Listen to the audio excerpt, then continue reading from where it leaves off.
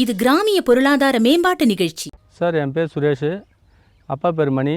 பட்டுமுடியார்குப்பம் கிராமம், பிச்சுவாக்கம் ஊராட்சி, ஸ்ரீபெரும்புதூர் தாலுக்கா, காஞ்சிபுரம் மாவட்டத்திலேருந்து இருக்குது சார். நாங்கள் பூர்வீகமே இதே ஊர் தான். இது எங்கள் அப்பா காலத்துலேருந்து வேர்க்கடலையும் நெல்லும் தான் அதிகமாக பயிர் வச்சுருந்தாங்க. இப்போ காட்டு பண்டி தொல்லையால் நாங்கள் வேர்க்கடலையை சுத்தமாக முழுசாக நிறுத்திட்டு இப்போது எல்லாருமே நெல் தான் அதிகமாக பயிர் வைக்கிறாங்க. அரசு நேரடி கொள்முதல் நிலையம் வந்ததால் நெல் அதிகமாக பயிர் வைக்கிறேன். எங்கள் ஊர் ஃபுல்லாக எல்லாருமே நெல் பயிர் வைக்கிறாங்க. நம்மளுக்கு ஒரு மாற்றத்துக்கு வேணுன்றதுக்காக நான் தோட்ட பயிர், காய்கறிகளை கொஞ்சம் அதிகமாக பயிர் வைக்கிறேன். பாவக்காய், சின்ன பாவக்காய், பெரிய பாவக்காய், குண்டு சுரக்காய், லாங் சைஸில் வர நீட்டு சுரக்காயில் சின்ன சைஸ் சுரக்காய் ஒன்று, புடலை ஒன்று, பீர்க்கங்காய் ஒன்று, இது மாதிரி ஒரு 6 ஐட்டம் பந்தல் போட்டு பண்ணுறேன். அது இல்லாமல் நாட்டு மிளகாய் நாங்கள் ஒரு 3 தலைமுறை, எனக்கு தெரிஞ்சு 3 தலைமுறையாக அந்த நாட்டு மிளகாய் வச்சுருக்கேன். அந்த விதையை, இந்த விதையை பக்கத்து ஊருக்கு கொடுப்போம். பக்கத்து ஊருக்காரன்னு இங்கே கொடுப்பாங்க. அந்த பழைய கசாவரமோ பிச்சுவாக்கமோ ஏதோ மற்ற ஊருங்களுக்கு கொடுத்து அவங்களோட நாங்கள் மாற்றி பயிர் வைக்கிறோம். இந்த என்ஆர்ஜி வேலை ஆள் பற்றாக்குறையால் இப்போ நிறைய பேர் மிளகாய் செடி விட்டுட்டாங்க. ஆனால் நான் விடாமல் தான் செஞ்சுக்கிட்டு இருக்கேன். அது லாபம் வருதோ நஷ்டம் வருதோ செஞ்ச தொழில் விடக்கூடாதுன்றதுக்காக அது பாரம்பரியாக பண்ணுறோம். இப்போ நாட்டு மிளகாய் நான் ஒரு ஏக்கர் நட்டுருக்கேன். நாட்டு மிளகாய் ஒரு 50 சென்ட்டு, குண்டு மிளகாய் ஒரு 20 சென்ட்டு, பச்சை மிளகாய் ஒரு 40 சென்ட், ஒரு 60 சென்ட் நட்டுருக்கேன். ஒரு 70 சென்ட்டு கிட்ட எள்ளு போட்டிருக்கேன். இப்போதைக்கு வெண்டைக்காய் காய் வர ஸ்டேஜில் வெண்டை விதை வச்சுருக்கேன்.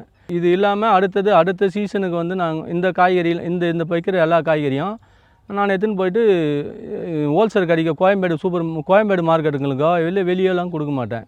எந்த காயை அறுக்கிறதுக்கு முன்னாடி இந்த ரேட்டு ஃபிக்ஸ் ஆனால் தான் காயை செடியிலேருந்து பறிப்பேன். நான் பறித்து எந்த கடைக்கு ஏற்ற தரணும்னு முடிவு பண்ணி தான் அந்த செடியிலேருந்தே காய் பறிப்பேன். காய் பறித்து 2 மணி நேரத்தில் இந்த கடையில் சேர்ப்பேன். என்னோடய காய் 4 நாள் ஆச்சுன்னா கடையில் கெட்டு போகலை அப்படின்ற மாதிரி ஒரு நல்ல கடைக்காரங்க மத்தியில் ஒரு நல்ல வரவேற்பு இருக்குது. இப்போ நாங்கள் கோயம்பேடு போட்டு இடைத்தரகர், வண்டி சார்ஜ் எல்லாமே போவோம். எனக்கு வர்றது ஒரு 10 ரூபா வருதுன்னு வச்சுக்கோ, 1 கிலோ மேலே. நான் இது கடைக்கு ஏற்ற மாதிரி போகிறதால எனக்கு 30 ரூபா லாபமாக வருது. அந்த மதிப்பு கூட்டு வரி அது இதெல்லாம் கொஞ்சம் நிறைய எங்கள் ஊரில் விவசாய மீட்டிங் போடுவாங்க. அதெல்லாம் நான் நிறைய போய் பார்த்துருக்கேன். அவங்க சொன்னதை கொஞ்சம் பேஸ் பண்ணி ஃபாலோ பண்ணி தான் நான் இதை பண்ணுறேன். எங்கள் ஊரில் மதிப்பு கூட்டு வரி போடுவாங்க. நெல்லே ஒரு 2 ஏக்கரா நெல் 1 ஏக்கரா நெல் சன்ன ரகம் பயிர் வச்சு அது ஆர்கானிக்காக பயிர் வைப்பேன். சன்ன ரகம் வீட்டுக்கு வேணுன்றதால கொஞ்சம் ஆர்கானிக்காக பயிர் வச்சு அது எத்தனை மாதிரி ரைஸ் மில்லில் போட்டு தொட்டி போட்டு அரிசியாகவே 1500 ரூபா அந்த ரேஞ்சில் விற்றுனா எனக்கு அதில் ஒரு ஏக்கருக்கு 20,000 ரூபாய் எக்ஸஸாக வருது. அது மாதிரி எந்த பொருளையுமே வந்த உடனே விற்க மாட்டேன். இப்போ உளுந்து போட்டு தோல் உரிச்சு 140 ரூபா கிலோன்னு தோல் வெளியே தான் கொடுத்தேன். நான் உளுந்து வெளியில் 80 ரூபா மார்க்கெட் தான் போச்சு. நான் தோல் உரிச்சு 80 ரூபான்னு விற்றேன். இது மாதிரி கொஞ்சம் உஷாராக செஞ்சோம்னா எல்லா விவசாயத்திலும் லாபம் இருக்குது. எங்கள் ஊர் மண்ணில் விளையாத பயிரே இல்லை.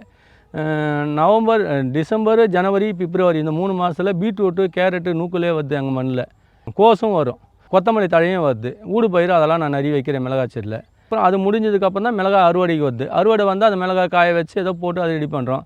இப்போ மிளகாய் செடி முடிஞ்சால் அந்த நிலத்தில் நாங்கள் கத்திரியும் வெண்டையும் போடுவோம். திரும்ப அதில் அந்த மிளகாய் செடி இப்போ வச்சுட்டு தோட்டம் போட்ட கையில் 2வது அடுத்த பயிர் கத்திரியும் வெண்டையும் ஆடிப்பட்டத்தில் நட்டோம்னா அது எங்களுக்கு தை மாதம் வரலும் கத்திரிக்காயும் வெண்டைக்காயும் வரும். தை மாதம் வரலும் வரும்போது தை பட்டம் எடுத்துகிட்டு அதுக்கப்புறம் தையில் அந்த வெண்டைக்காய் செடியில் எள்ளு அரிப்போம். இப்படி தான் காலம் பண்ணுறோம்.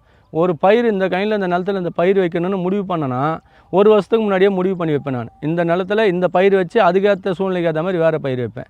இது நான் 3வது தடவையாக போட்டிருக்கேன். இதே பந்தலை 1.5 வருஷத்தில் 3 டைம் போட்டிருக்கேன். 6 மாதம் வச்சு நான் போட்டிருக்கேன். 3 டைம் போட்டிருக்கேன். 3 டைம் எனக்கு கணிசமான ஈல்டு தான். ஆனால் ஃபஸ்ட்டு வர ஈல்டு 2வது வாட்டி வரல. இருந்தாலும் ஆள் பற்றாக்குறை, இந்த கொம்பு நடுறது, பந்தல் போடுறது ஆள் பற்றாக்குறையால் நான் இதையே அட்ஜஸ்ட் பண்ணி செய்கிறேன். ஆனால் இருந்தாலும் பரவாயில்ல, இந்த அளவுக்கு ஓரளவுக்கு கணிசமாக ஃபஸ்ட்டு டைமில் ஒரு பாவக்காய் ஃபஸ்ட்டு போடும்போது சின்ன பாவக்காய் ஒரு 100 கிலோ, பெரிய பாவக்காய் ஒரு 100 கிலோ வரும். ஒரு நாள் விட்டு ஒரு நாள் அர்த்தம்னா சுரக்காய் ஒரு 150 கிலோ 200 கிலோ கிட்ட வரும். புடலை ஒரு 100 கிலோ வரும். பீர்க்கங்காய் ஒரு 200 கிலோ கிட்ட வரும். இது ஃபஸ்ட்டு டைமில். 2வது பேட்ச் போடும்போது அதில் ஒரு 20 கிலோ 25 கிலோ கம்மியாகுது. 3வது பேட்ச் போடும் இன்னும் 20 கிலோ கம்மியாகுது. அந்த 3வது பேட்சுக்கு மேலே நான் எடுத்துடுவேன். அந்த கொம்பு அடி சாப்பிட்றோம். கொம்பு மழை கொஞ்சம் புயல் சேதம் அதிகமாக வரும்போது சாஞ்சிடும். அதனால் பண்ணிவிடுவோம். சொசைட்டிலேருந்து எங்களுக்கு உரம் கொஞ்சம் மானிய விலையில் ஓரளவுக்கு தராங்க. சொசைட்டியில் வாங்குகிறோம். நாங்கள் இப்போ பாவக்காய் பந்தல் போனோன்னா முதல்ல நான் தொழு உரமாக நிறைய மாட்டு எருவை கொட்டுவேன். ஃபஸ்ட்டு ஒரு ஏக்கரை போடுறேன்னா 4 டிராக்டர் மாட்டு எருவு கொட்டி வைப்பேன். 4 டிராக்டர் மாட்டு எருவு கொட்டி அந்த எருவில் தான் விதையை விதை நேர்த்தியே கையில் தான் பண்ணுவேன். எங்கேயோ போட்டோ பாக்கெட்டில் வாங்கி தான் பண்ண மாட்டேன். விதை மட்டும் வாங்குவேன். கைன்லேயே போட்டு அங்கேயே விதை செடி உற்பத்தி ஆக்கி அந்த செடியாக ஏறம் தான் இது எல்லாமே. நான் எங்கேயும் செடி வாங்கி வச்சதில்லை. 6 மாதம் வரலாம் வீட்டு விதையை தான் வச்சுருப்போம். அந்த விதை வந்து நான் இதை எடுத்துன்னு போயிட்டு சாம்பல் கலந்து நல்லா காய வச்சு வைப்போம். ஃபஸ்ட்டு பாவக்காய் விதையை எடுத்துன்னு போய் சாணத்தில் மாட்டு சாணத்தில் ஒட்டி மாட்டு சாணத்தோட வரட்டி மாதிரி காய வச்சுடுவோம். காய வச்சோன்னா ஒரு 6 மாதம் 3 அமாவாசைக்கு ஒரு வாட்டி 3 அமாவாசைக்கு ஒரு வாட்டி காய வச்சு விதையை தயார் பண்ணி வச்சுப்போம். அந்த விதை தான் நான் 2வதும் போடுறோம். அதுக்கப்புறம் வந்து இதே மாதிரி இந்த பாவக்காய் பீர்க்கங்காய் வரையும் அதை தான் பண்ணுறோம். நாங்கள் பீர்க்கங்காய் வரையும் பண்ணுறோம். ஒரு டைம் கடையில் வாங்குவோம், ஒரு டைம் நாங்கள் இது பண்ணுவோம். ஒரு மே மாதம் டைமில் வந்து கடையில் வாங்குற விதை வந்து அந்தளவுக்கு ஈல்டு வராது எங்களுக்கு. அதனால் நாங்கள் போன ஆடிப்பட்டத்தில் எடுத்த விதையை மே மாதத்துக்கு போடுவோம். ஆடிப்பட்டத்துக்கு கடையில் வாங்கி தான் போடுவோம். ஒரே விதையை வந்து ஒரே இடத்துல போடுறதால அந்த ஈல்டு வராது. அதே மாதிரி மிளகாய் வந்து இந்த வருஷம் இருக்கிற மிளகாயை நாங்கள் அறுத்து காய வச்சு கோணியில் சாக்கு பையில் போட்டு தான் வீட்டில் வைப்போம். அதை பெருசாக எதுவும் விதை நேர்த்திலாம் எதுவும் நாங்கள் பண்ண மாட்டோம். அது அமாவாசைக்கு பூர்வீகமாக செய்கிறது நம்ம ஊரில் இருக்கிறவங்க. அமாவாசை டைமில் எடுத்து அமாவாசைக்கு வெயில் காஞ்சின்னா அந்த நாட்டு மிளகாய் எடுத்து காய வைப்போம். நல்லா காய வச்சு திரும்ப அதே கோணில் தான் வாரி வைப்போம். வாரி வச்சுட்டு அது புரட்டாசி மாதம் 4ஆம் வாரம் கணக்கு பண்ணி அது ஒரு பட்டம் எங்கள் ஊரில் கார்த்திகை பட்டம்னுவாங்க. புரட்டாசி மாதத்தில் ஒரு 4ஆம் வாரம் சனிக்கிழமை மாதிரி அது மாதிரி கும்பிட்டு அந்த டைமில் தான் விதை விடுவோம் நாங்கள் நாட்டு மிளகாயை. அப்போ விடும்போது சூடோமோனஸ் ட்ரைகோடர்மா வெடி கலந்து விதை விடும்போது விதை தெளிக்கும் போது மேலே தான் போடுவோம். அது வந்து விதை நேர்த்திக்காகவோ நாங்கள் எதுவும் எடுத்து வைக்கிறதில்ல. விதை வீட்டில் எப்போவுமே செய்கிறோம், அது அப்படியே எடுத்து வைக்கிறோம். சூடோமோனஸ் ட்ரைகோடர்மா வெடி எதுக்குன்னா அந்த வேறு அழுவல் நோய் தண்டு அழுவல் நோய் வராமல் இருக்கா. அது பயோ தான், அது ஆர்கானிக் பயோ தான். அதை வந்து நாங்கள் போட்டு நாற்று விட்டு நடுறோம். அது தரமான நாற்றானா 25லேருந்து ஒரு 35 நாளுக்குள்ளே நாற்று.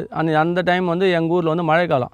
கிளைமேட்டு செட் ஆச்சுன்னா கழனி உழவு ஓட்டி புழுது ஓட்டி மாட்டு தொழு உரம் மாட்டு குப்பை எடுத்து போய் கழனியில் கொட்டி அதில் வந்து ஒரு ஏக்கருக்கு ஒரு 1/2 ஏக்கர் நட்டானா 2 கிலோ சூடோமோனஸ் 2 கிலோ ட்ரைகோடர்மா வெடி கலந்து ஓட்டிட்டு மாட்டில் வந்து மந்தி ஓட்டுவோம். மந்தி ஓட்டி அதுக்கப்புறம் ஆளுங்களை வச்சு கூலி ஆள் வச்சு 2 நாற்று கணக்கு பண்ணி நட்டுக்குன்னு வருவோம். ஒரு 15ஆவது நாளில் ஒரு களை எடுப்போம். 15ஆவது நாளில் ஒரு களை எடுப்போம். களை எடுத்துகிட்டு அந்த டைமில் வந்து கொஞ்சம் வேப்ப முன்னாக்கு ஒரு மூட்டை, ஒரு 1/2 ஏக்கருன்னா ஒரு 1/2 ஏக்கருக்கு ஒரு மூட்டை வேப்ப முன்னாக்கு, ஒரு மூட்டை ஸ்பிக்கி டிஏபி, ஏதோ உயிர் உரம் ஏதாவது அழுவல் நோய் வராமல் இருக்கிறதுக்கு அது அந்த டைமுக்கு என்ன கிடைக்குதோ அது மாதிரி ஒரு 2 ஏதாவது கொஞ்சம் கலந்து போட்டு மண் ஏற கட்டுவோம். மண் ஏற கட்டி தண்ணி பாய்ச்சோம்னா ஓரளவுக்கு செடியாகிடும். அது அடுத்த பேட்ச்சு இன்னொரு 45ஆவது நாளில் திரும்பவும் களை வெட்டி திரும்பவும் வேப்ப முன்னாக்கு 316 317 டிஏபி இதையும் கலந்து அது ஒரு உரமாக போட்டு திரும்ப மண் ஏற கட்டுவோம். மண் ஏற கட்டினா அந்த டைமில் இறங்கி காய் இறங்க. அது வந்து பொங்கல் தை மாதம் லாஸ்ட்டில் மாசி ஃபஸ்ட்டில் வந்துடும் எங்களுக்கு. அது அந்த காய் வந்தோன்னா தை மாசியில் பங்குனியில் பழம் பழுக்க ஆரம்பிக்கும். அந்த பழம் பழுக்கிறது வந்து எங்களுக்கு பங்குனி மாதம் கரெக்டாக பழம் அறுவடைக்கு வந்துடும். அந்த மிளகாலாம் சித்திரையில் வந்து க்ளோஸ் ஆகிடும் இந்த தோட்டம் எல்லாமே. இது வந்து நாங்கள் பாரம்பரியமாக இந்த ஒரு மாதிரி தான் இந்த மிளகாய் விவசாயத்தையும் பண்ணுறோம். சார் நம்ம இப்போ இருக்கிற இடம் வந்து பாவக்காய் பயிர் வச்சுருக்க இடம். பாவக்காயில் வந்து சின்ன பாவக்காய் பெரிய பாவக்காய் பயிர் வச்சுருக்க இடம். இதை வந்து நான் மாட்டு தொழுவத்தில் போட்டு செடி முளைக்க வச்சு செடி வளர்ப்பேன். வளர்த்ததுக்கப்புறம் கல்பந்தல் அந்த மூங்கில் பந்தல் அதெல்லாம் கல்பந்தல் தான் அதிகமாக போடுறாங்க. கல்பந்தல் வந்து போடுறதுக்கு செலவுகள் அதிகம். கல்லும் ஒரு 500 ரூபாய் கிட்ட போயிடுது ஒரு கல். அதை எடுத்தாந்து நடுறதுக்கு ஒரு 150 ரூபா, பிடுங்கி நடுறதுக்கு ஒரு 150 ரூபா, ஒரு கொம்புக்கு வந்து 300 ரூபாய் செலவாகுது. அதை கணக்கு பண்ணி அது ஏதாவது ஆளுங்களுக்கு அசம்பாவிதம் நடக்குது வெயிட்டை ஓவரன்றதால. இது வந்து மிஷினோ எதுவும் நட முடியாது, ஆளுங்க மட்டும்தான் வச்சு செய்யணும். அதனால் நான் வந்து கல்பந்தல் அவாய்ட் பண்ணுவேன். இந்த கொம்பு வந்து டன்னு வந்து ஒரு 8000 ரூபாய் டன்னு கொம்பு வாங்கிடுவேன். பக்கத்தில் கிடைக்கும் கொம்பு டன் 8000 ரூபாயில் வாங்கியாந்து சிம்பிளாக ஆளுங்களை வச்சு இது ஒரு 10 ஆள் வந்தாங்கன்னா இதை வந்து போட்டு கயிறு பட்டு நூல் போட்டு போயிடுவாங்க. இந்த மாதிரி பாருங்கள், இது வந்து பிராட்வேல கிடைக்குது. இந்த நூல் ரங்கசாமி கோலம் அதிகத்தில் இந்த நூல் கிடைக்குது. ஒரு கிலோவே வந்து 120 ரூபா தான். இது வந்து வருஷக்கணக்கில் இருக்கும். ஆனால் நம்மளுக்கு தேவையான 3 வருஷத்துக்கு இது யூஸ் ஆகுது. 3 வருஷத்துக்கு அப்புறம் இதை நாங்கள் டிஸ்போஸ் பண்ணுறோம். 2வது புதுசாக போட்டுப்போம். இந்த கொம்பு வந்து வாங்கிறது வந்து லேசான வேலை. இது 500 ரூபாய் கல் வாங்கி 300 ரூபா செலவு பண்ணி ஒரு கொம்பு 800 ரூபா செலவு பண்ணுறதை விட ஒரு கொம்போட விலை வந்து எங்களுக்கு வந்து ஒரு 40லேருந்து 50 ரூபாய்க்குள்ளே தான் வரும். இது நட்டு முடிக்கிறதுக்காக சேர்த்து 20 ரூபா தான் கூலி அவங்களுக்கு. மொத்தம் 80 ரூபாயில் அடக்கமாகிடும் இந்த பந்தல் போனோன்னா. ஒரு கொம்புக்கும் அது பண்ணுற செலவு மொத்தமே சேர்த்து அப்படியே கம்பி எல்லா செலவும் சேர்த்தாலும் ஒரு 100 ரூபாய்க்குள்ளே கணக்கமாகிடும். எனக்கு இது வந்து 700 கொம்பு போட்டிருக்கேன். 650லேருந்து 700 கொம்பு போட்டிருக்கேன். 700 கொம்புன்னும் போது எனக்கு வந்து ஒரு 70,000 ரூபாய் தான் சார் இது அடக்கமாகுது. இது வந்து நான் 1.5 வருஷமாக வச்சுக்கிட்டு இருக்கேன். இப்போது இந்த சீசன் முடிஞ்சோன்னே இதை எடுத்துடுவேன். அதனால தான் வந்து களையெல்லாம் அந்தளவுக்கு தெளிவாக எடுக்கலை நான். இப்போ முடிய போது இதனால் நான் களை எடுக்கலை. இப்போ அடுத்தது வந்து நிலம் வந்து ரெடியாக இருக்குது. இந்த பக்கத்தில் ஒரு 1/2 ஏக்கர் ரெடி பண்ணி வச்சுருக்கேன். 70 சென்ட் ரெடி பண்ணியிருக்கேன். அதில் போகிறதுக்கு ரெடி பண்ணியிருக்கேன். இப்போ 2 நாளுக்கு முன்னாடி மழை வரும்னு பார்த்தேன். அந்த மழை இந்த கோடை வெயில் அதிகமாக இருக்கிறதால இப்போ அந்த விதையை நம்ம போட்டோம்னா அந்த முளைப்பு தன்மையும் வீரியத்தன்மையும் குறைஞ்சிடும். ஒரு மழை பூமியிலேருந்து மழை ஊற்றிச்சிங்கன்னா பூமி குளிர்ச்சி ஆகினோடனே அந்த விதை போட்டோம்னா அது கொஞ்சம் அடிப்படாமல் வரும். நான் வந்து ஒரு செடி ஒரு கொம்புக்கு வந்து ஒரு நாற்று தான் வைப்பேன். 2 நாற்று 3 நாற்று வந்தால் கொஞ்சம் சீக்கிரத்தில் கொடி ஏறி மூடி குயிக்காக வேலை முடிஞ்சிடும். அதாவது நாள் பட காய் காய்க்காது, ஒரு 40லேருந்து 50 நாள் காய் காய்ச்சிட்டு போயிடும். ஆனால் ஒவ்வொரு செடி இருக்கிறதால அது வளர வளர வளர்ச்சி இந்த கலையோட கணுக்கு ஏற்ற மாதிரி கொஞ்சம் காய் வளர காய் போயிட்டே இருக்கும். அதனால் நான் வந்து செடியாக கம்மியாக தான் போடுவேன். இப்போ இந்த மொத்தமே இந்த 70 சென்ட்டுக்கே நான் போட்டிருக்கக்கூடிய விதையோட அளவு எவ்வளோன்னா ஒரு 300 கிராம் விதை தான் போட்டிருக்கேன். நான் அதிகமாக போட்டதில்லை. நெல்லுக்கே வந்து நான் வந்து மிஷின் நடுவுக்கு 20 கிலோ தான் ஏக்கராக்கு நெல்லும் விட்டேன். அதே மாதிரி அரை ஏக்கராக்கு மிளகாய் விதை வந்து பார்த்திங்கன்னா 500 கிராம் தான் விடுவேன். 500 கிராம் விதை நாட்டு விதையை 500 கிராம் இல்லைன்னா ஒரு 700 கிராம் விதை விட்டு அதை நாற்று தரமாக தயார் பண்ணி அதை தான் நட்டுப்பேன். நான் நாற்று வந்து பெரும்பாலும் வந்து 80% வந்து நான் நாட்டு பண்ணைங்கள்லேருந்தோ மற்ற இடத்துலேருந்தோ வாங்கிறது கிடையாது. எந்த நாற்றுமே நானே தயார் பண்ணி நாங்களே நடுறது தான். இந்த பச்சை மிளகாய் மட்டும்தான் வந்து 2 வருஷமாக வாங்கி நடுறோம். அந்த பச்சை மிளகாய் வந்து தரமான காய் நம்ம மண்ணில் வந்திருந்தால் நாங்கள் எடுத்து வச்சுருப்போம். அது கிடைக்கல. ஆந்திரா சைடில் நாட்டு ரகம் அந்த பச்சை மிளகா, அந்த ஊசி மிளகா, குண்டூர் மிளகா கிடைக்குதுன்னு சொல்லியிருக்காங்க. அது கொஞ்சம் போய் விசாரித்து பார்த்து அதை வாங்கின்னு வரேன். ஒரு டைம் ராமநாதபுரம் டூர் போகும்போது அங்கே குண்டு மிளகா விதை வாங்கின்னு வந்தோம். அந்த விதை வந்து நான் இப்போ ஒரு 6 வருஷமாக வச்சுருக்கேன். அது நான் அப்படி போகும்போது காமிக்கிறாரு. நாட்டு அந்த ராமநாதபுரம் மிளகா நம்ம இடத்துல விளையுதான்றது நிறைய பேருக்கு டவுட்டாக இருந்தது. அதை நான் 6-7 வருஷமாக வச்சுருக்கேன். இப்போ என்னை பார்த்து ஒரு நிறைய விவசாயிகளும் பண்ணுறாங்க. அதை குண்டு மிளகா வந்து நோய் தாக்கம் கம்மியாக இருக்குது. நம்ம மண்ணில் நோய் தாக்கம் கம்மியாக இருக்குது. இப்போ பழைய ரகமே போட்டு நோய் அதிகமாகிடுச்சு. கொஞ்சம் அது அடுத்த விதைன்னும் போது ஹைப்ரிட் விதையோ கடையில் வாங்கி போகல, விவசாயிங்களாண்டேருந்து வாங்கிக்கின்னு வர அந்த விதை மிளகாயிலேருந்து அந்த விதையை தூறது தான் வந்து நாங்கள் வச்சுருக்கோம். இது 7 வருஷமாக வச்சுருக்கிற விதை வந்து என் வீட்டு விதையை மாற்றி சுத்தமாக காய் தரமான காய் பொதுக்கி அதை விதை நேர்த்தி பண்ணி அதை தான் நாங்கள் நாற்று விட்டு நட்டுன்னு இருக்கோம். இதுதான் குண்டு மிளகாயில் நடுறோம். இந்த பச்சை மிளகாய்க்கு மட்டும் ஒன்றும் சரியான விதை எங்களுக்கு கிடைக்கல. கிடச்சா நாங்கள் அதையும் எடுத்து வச்சுடுவோம். புதினா வந்து நாங்கள் 7-8 வருஷமாக வச்சுருக்கோம். இந்த நிலத்தில் நடுவோம். ரெண்டாவது அடுத்த நிலத்தில் நடுறதுக்கு அதை க்ளீன் பண்ணிட்டு அதை வேறு இடத்துல நடுவோம். அது மாதிரி 7 வருஷம் இருக்கும். நாட்டு புதினா வாசனை நல்லா இருக்குது. அது அந்த நாட்டு புதினா போடுவோம். அப்புறம் வந்து காசிலிக்கீரை போடலாம். எங்கள் மண்ணில் வராத பயிரே இல்லை. கீரை வகைகள்லாம் வரும். எனக்கு ஆள் பற்றாக்குறை. நான் இப்போ 4 ஏக்கராக்கு மேலே தோட்டம் பண்ணுறதால எனக்கு ஆள் பற்றாக்குறை. ஆள் வந்து இப்போ கூலி வந்து ஹெவியாக கேட்குறாங்க. அதுக்கு முன்னாடி 170 ரூபா 180 ரூபா 200 போயிருந்த கூலி இன்றைக்கி வந்து 500 ரூபா ரேஞ்சுக்கு கேட்குறாங்க மிளகாலாம். அடுத்த வருஷம் நல்லாமா வேணாவான்னு யோசனை பண்ணுறோம். ஆனால் கண்டிப்பாக நடுவோம். விவசாயம் நஷ்டம்னு தெரியுது. ஆனால் எங்களால் நஷ்டத்துலேயும் செய்யணுன்ற ஒரு ஆசை இருக்குது எனக்கு. நான் ரொம்ப நஷ்டம்னு சொல்ல முடியல. ஒரு சில பயிர் அடிபடுது, ஒரு சில பயிர் நல்லா வருது. அதனால் பூர்வீக தொழிலில் நாங்கள் இதை விட்டு வேறு எங்கேயும் போக முடியாது. வாழ்வாதாரமே இது தான். இப்போ எங்கள் அப்பா காலத்தில் பண்ணார். ஏன்னா சின்ன வயசில் இருக்கும்போது நான் ஒரு 10 வயசுக்குள்ளே இருக்கும்போது எங்கள் அப்பா தாத்தா கூட போய் ஏர் ஓட்டி பழக மாட்டேரில். இப்போ போனோன்னே என் பையன் இருக்கான். இப்போ எனக்கு அப்புறம் எனக்கு 49 வயசு ஆகுது. என் காலத்துக்கு அப்புறம் என் பையன் இந்த பக்கத்தில் இருக்கப்பல அவர் பிஃபார்ம் படிச்சிருக்காப்ப. பிஃபார்ம் ஃபைனல் இயர் நல்லா கிராஜுவேட்டு, நல்ல ஒரு எந்த ஒரு இதுவும் இல்லாமல் அரியர்லாம் எதுவுமே இல்லாமல் ஒரு 80% மார்க் எடுத்திருக்காரு. இந்த விவசாய வேலை எல்லா வேலையும் செய்வார். டிராக்டர் ஓட்டுவார், மாடு மேய்ப்பார், எல்லா கையில் பூச்சி மருந்து அடிப்பான், உரம் போடுவோம். நான் செய்கிற எல்லா வேலையும் என் பையனும் செய்வோம். அது அடுத்த தலைமுறைக்கு நாங்களும் கொண்டு போகிறோம். ஒவ்வொரு விவசாயம் பண்ண வேண்டிய ஒரு பெரிய கடை.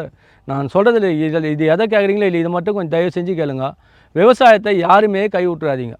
வாழ்நாளில் விவசாயம் இல்லைன்னா எவனாலையும் உயிர் வாழ முடியாது. எங்கள் ஊரில் நிலத்தை விற்றுட்டு விவசாயம் நஷ்டம் நிலத்தை விற்றுட்டு போனோம்லாம் இன்றைக்கி பிச்சை எடுக்காத குறையாக தான் நாட்டில் வாயிறான். ஆனால் எனக்கு நிலமே கிடையாதுங்க. 1 ஏக்கர் நிலம் தான் எனக்கு பங்கு கொடுத்தாங்க. நான் எதையோ கஷ்டப்பட்டு 1 ஏக்கர் நிலம் வாங்கி வச்சுருக்கேன். என் பையன் என் காலத்துக்கு அப்புறம் என் பையன் என் நிலத்தில் பயிர் வச்சு சாப்பிடணுன்றதுக்காக அவனுக்கு 1 ஏக்கர் நிலம் வாங்கி வச்சுருக்கேன். 2 ஏக்கர் நிலம் என் பையனுக்கு இருக்குது. அதை நான் எனக்கு உடல்நிலையே சரியில்லைனாலும் வேறு எந்த ஒரு காரணத்துக்காக விற்க மாட்டேன். அவன் அந்த 2 ஏக்கரால் அவன் எந்த நிலைமைக்கு வேணால் போட்டோம். அவன் என் சொந்த நிலத்தில் பயிர் வச்சு அதிலேருந்து வர அரிசி எடுத்து அவன் சாப்பிட்ணும் சொல்லி தான் வளர்த்துருக்கேன். சார் இது வந்து இந்த பந்தலுக்கு வேருக்கு கீழே செடி புல் வருதுங்களா, புல் வராமல் இருக்கிறதுக்காக நாங்கள் வந்து நாட்டு தக்காளி, இது வீட்டு விதை, இது நாங்கள் கடையில் வாங்கி ஒரு விதை இல்லை, நாங்கள் இது வீட்டு விதை. இது வந்து பாருங்கள் காயே வந்து சைஸ் கம்மியாக தான் இருக்கும். காய் வந்து கோடு நிறைய இருக்கும். இந்த கடையெல்லாம் வாங்கினீங்கன்னா வந்து முழமான இருக்கும் காய். ஹைப்ரிட் தக்காளி. அண்டை மாநிலங்கள்னா ஆந்திரா கர்நாடகா சைட்லேருந்து தான் வருது அந்த தக்காளி நம்ம தமிழ்நாட்டுக்கு, கோயம்பேடு மார்க்கெட் எல்லாத்துக்கும். இது நம்ம இடத்துலையே விளையுது. சரியான விலை இல்லைன்றதால எல்லா விவசாயம் விட்டுட்டாங்க. ஒரு காலத்தில் எங்கள் ஊரில் நிறைய பேர் தக்காளி நட்டாங்க. அன்றைக்கே 20 ரூபா போச்சு. ஆனால் இன்றைக்கி தக்காளியோட விலை வந்து 3 ரூபாய்க்கு எடுக்கிறதுக்கு ஆள் இல்லை. அதனால் விவசாயிங்க எல்லாருமே லாபமான பயிர்கள் இருந்ததால் விட்டுட்டாங்க. இந்த தக்காளி வந்து நாட்டு தக்காளி. இதோட சைஸ் பாருங்கள், இவ்வளோ சைஸ் கம்மியாக தான் இருக்கும். எவ்வளோன்னு பாருங்கள். இதுதான் அதிகப்படியான உயரமாக இருக்கும், கனமாக பெருசாக வர தக்காளி இது தான். இது வந்து சைடில் கோடு கீத்து வரும். இது வந்து நீங்கள் சாதாரண தக்காளி சட்னி வச்சு சாப்பிட்டாலோ ஒரு ரசத்தில் போட்டு சாப்பிட்டாலோ புளியே தேவையில்லை, அவ்வளோ புளிப்பு அதிகமாக இருக்கும். இது தக்காளியோட தன்மை நல்லாயிருக்கும். இது ஃபுல்லாக வந்து விதை, ஃபுல் அண்ட் ஃபுல் விதை நல்லாயிருக்கும். நான் காமிக்கிறேன், விதையும் காமிக்கிறேன். இது வந்து மைக்ரோன்ற ஒரு ரகத்துலேருந்து அத்த புடலங்காய் விதை. இது வந்து நான் 4-5 வருஷத்துக்கு முன்னாடி வச்சதுலேருந்து எடுத்து விதை. இது 5 வருஷமாக இந்த ஒரே விதை தான் யூஸ் பண்ணுறேன், மைக்ரோ கம்பெனி. இது வந்து தரமான காயாக இருக்குது. காய் பாருங்கள், இந்த சைஸ் இவ்வளோ தான் வரும். இது வந்து 5 வருஷமாக ஒரே விதை. அவங்க கொடுத்த விதையிலேருந்து தான் நான் வந்து எடுத்து மாட்டு சாணத்தில் உற்பத்தி விதை நேர்த்தி பண்ணி நட்டுக்கிட்டுருக்கேன். நிறைய பேர் சொல்கிறாங்க ஹைப்ரிட் விதை வந்தால் அடுத்ததாக எடுத்து நட்டால் வராதுன்னு சொல்கிறாங்க. அது மொத்தமே போயிங்க, நம்பாதீங்க. எந்த விவசாயம் நம்பாதீங்க. எல்லா காய்க்கும் முளைக்கும் தன்மை இருக்குது. அதை அடுத்த பட்டத்தில் நம்ம எப்படி பயிர் வைக்கணுன்றது தான் தெரிஞ்சுக்கணும். அது தெரியாமல் ஹைப்ரிட் தக்காளி வாங்கி நட்டேன் வரல, ஹைப்ரிட் பீட்ரூட் நட்டேன் வரல, ஹைப்ரிட் பாவக்காய் நட்டேன் வரலன்றாங்களே, அது எல்லாமே தப்பு. பாவக்காய் விதையும் எல்லா பூமியில் பிறந்த ஒவ்வொரு உயிரினத்துக்கும் அடுத்தது உற்பத்தி பண்ணுற ஒரு இயற்கை தன்மை எல்லாருக்குமே இருக்குது. அது ஆண்டவனாக கொடுத்தது. அதில் வந்து இதுலேருந்து விதையை எல்லாமே எடுத்து நடலாம். இதை அப்படியே விட்டோம்னா இன்னும் 20 நாள் போச்சுன்னா இன்னும் கொஞ்சம் லென்த் ஆகி ரெட் கலரில் பழுத்து வரும். பழுத்து வந்தால் அந்த விதையை எடுத்து நாங்கள் மாட்டு சாணத்தில் ரொம்ப பெருசாலாம் எதுவும் பண்ண மாட்டோம். அந்த விதையை எடுத்து மாடு போகிற சாணத்தில் ஒட்டி சவுத்தில் வச்சுருவோம். அது ஒரு 15-20 நாள் காயும். காஞ்சின்னா அந்த விதையை வரலும் பிச்சு வச்சுப்போம். அவ்வளோதான் நாங்கள் போடுவோம். அது இல்லாமல் ஏன் கடைக்கு போய்ட்டு ஒரு 50 கிராம் மாரி 700 800 கொடுத்து வாங்குறது.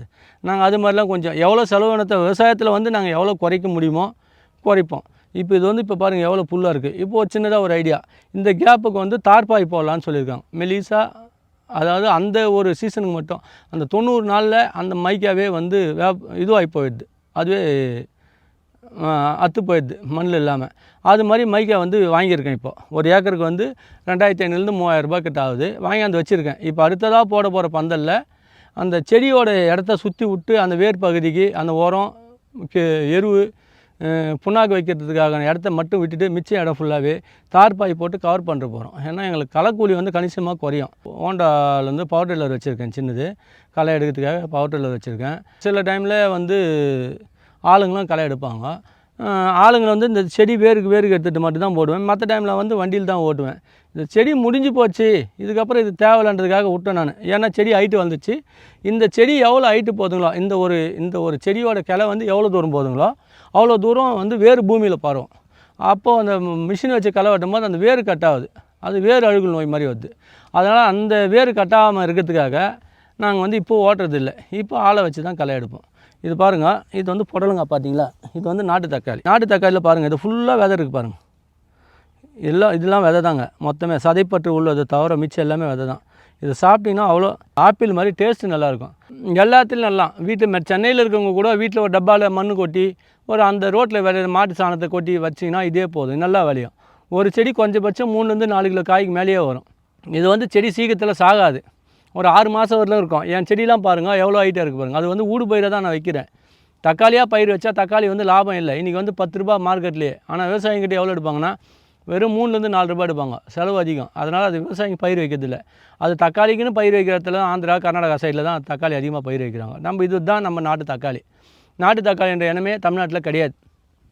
அது ஒரு சில இடத்துல வைக்கிறவங்களும் வந்து அது லாபகரமான பயிர்கள்ன்றதை விட்டுட்டாங்க. எங்கள் ஊரில் குறைஞ்சபட்சம் இந்த சீசனில் பங்குனி சித்திரை வைகாசியில் வந்து ஒவ்வொரு ஆளும் குறைஞ்சபட்சம் 2 டன் 3 டன் மிளகா போடுவான்.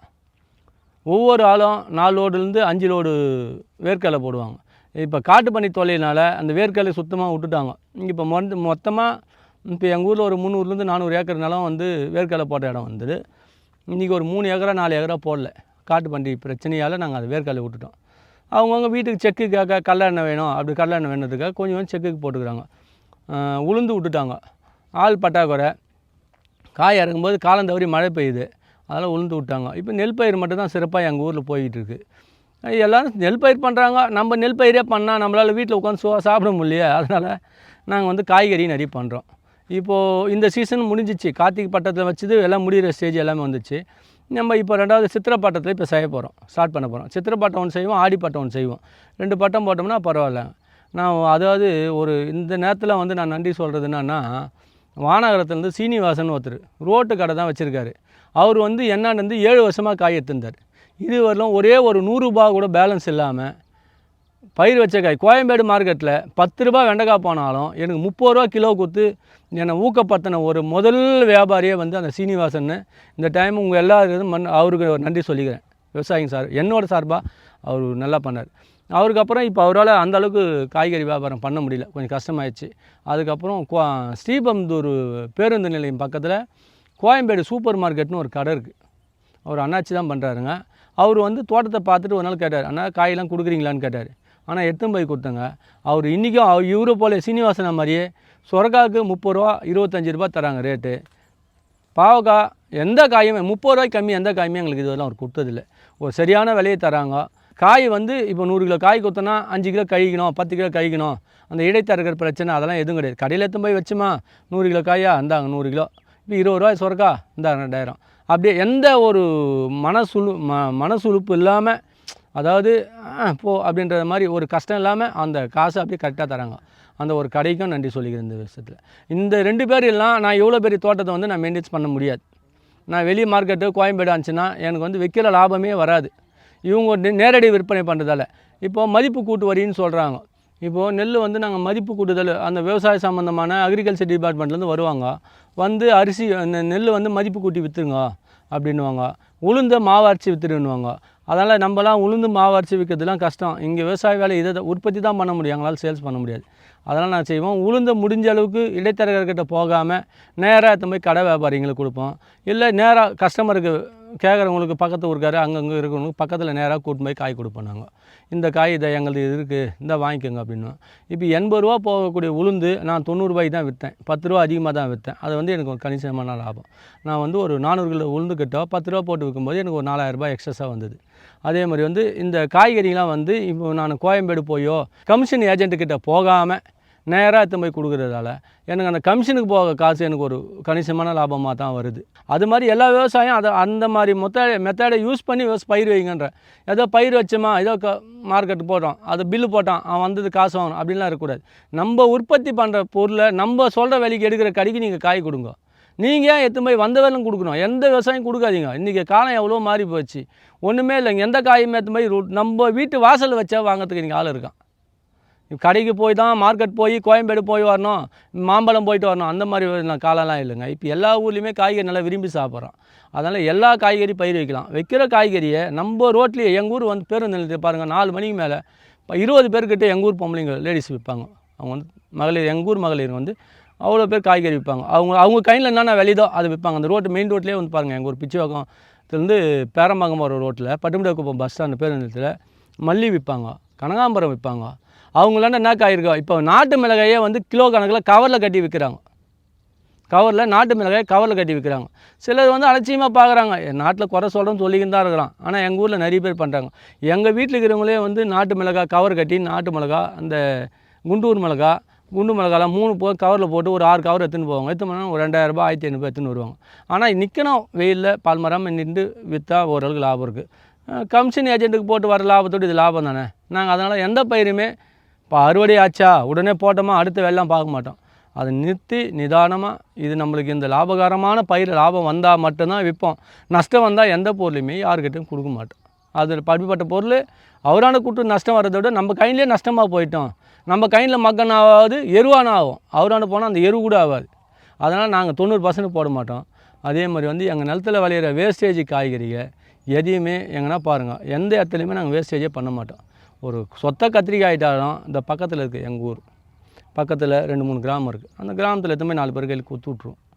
விளையிற பொருள் ஆண்டவனா கொடுத்தது ஒரு பருக்கு சோறு கூட வீணாகக்கூடாதுன்னு நினைக்கிறவன் நான். இப்போ சொரக்காய் பூசணிக்காய் ஆனாலும் அதில் எந்த ஒரு பொருளையுமே நான் வந்து வேஸ்டேஜ் பண்ண மாட்டோம். அதை காய் அறுக்கும்போது அது ஒரு பாத்திரத்தில் ஒரு கோணியில் ரெடி பண்ணி வைப்போம். ஈவினிங் டைமில் எதுவுமே அப்படியே கொடுத்துட்டு வந்துடுவோம், ஊரில் இருக்கிறவங்களுக்கு சாப்பிட்டோம் அப்படின்னு. அந்த வேஸ்டேஜாக போட்டோம்னு வச்சுக்கலாம். இந்த இப்போ நிலத்தில் எல்லா காய் அறுக்கிறோம், ஒரு இடம் போட்டோம்னா குப்பை மாதிரி மக்கிடும். அதில் தேவையில்லாத பூச்சி உற்பத்தி ஆகி அது செடிங்களுக்கு பரவதுக்கான வாய்ப்புகள் 100% இருக்குது. அதனால் எந்த கத்திரிக்காய்த்தாலும் சரி, கத்திரிக்காய்த்தாலும் அந்த வேஸ்ட்டு காய் யாருக்காவது கொடுத்துடுங்க, இல்லை எதுவுமே தூரமாக போடுங்க. அது மாதிரி பண்ணோம்னா நம்ம விவசாயம் செழிப்பாக இருக்கலாம். வாய்ப்பளித்ததுக்கு ரொம்ப நன்றி.